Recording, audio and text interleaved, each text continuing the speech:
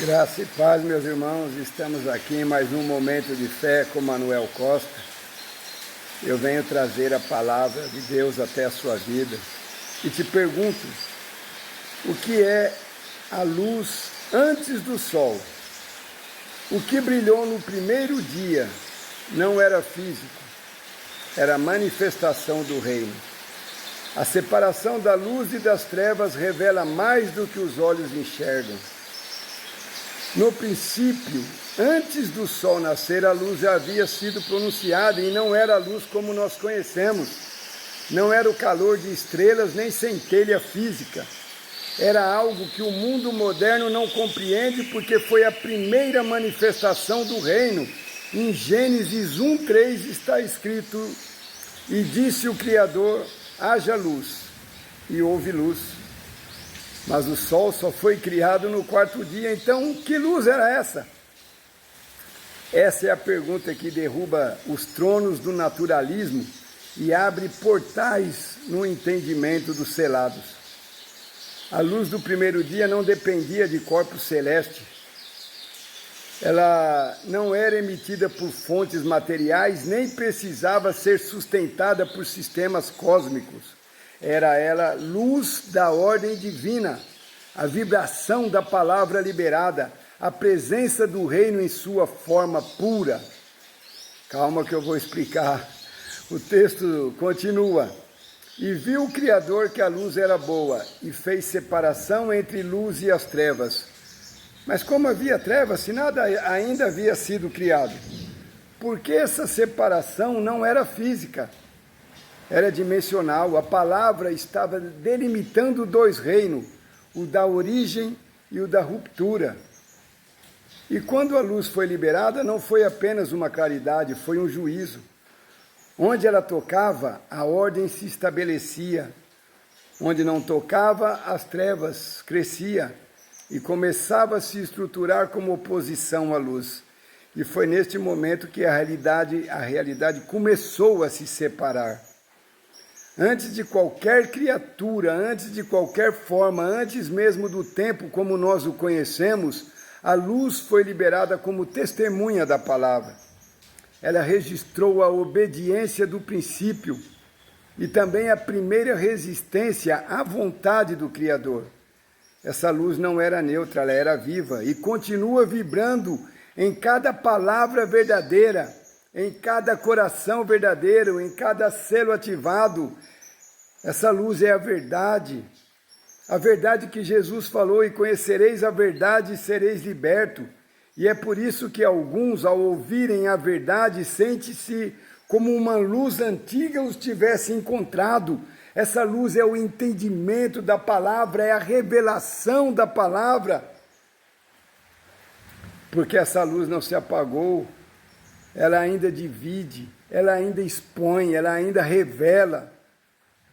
A luz anterior ao sol era a manifestação do reino, porque só o reino tem luz que não precisa de fonte externa. Só o reino brilha por essência e não por combustão. Só o reino manifesta uma glória que não depende de forma. E foi essa luz que Jesus revelou em João 8:12, ao dizer: "Eu sou a luz do mundo. Quem me segue não andará em trevas." Louvado seja Deus. Ele não disse que era o sol, nem a lua, nem uma metáfora. Ele era a mesma luz de Bereshit, a expressão visível ao invisível, a prova de que o reino havia descido novamente. Louvado seja Deus. Toda luz visível que temos hoje é sombra da luz verdadeira. O sol que aquece, a lâmpada que ilumina, a chama que arde, tudo isso é cópia imperfeita de uma luz que é consciência, verdade e presença. Os selados não seguem luzes desse mundo.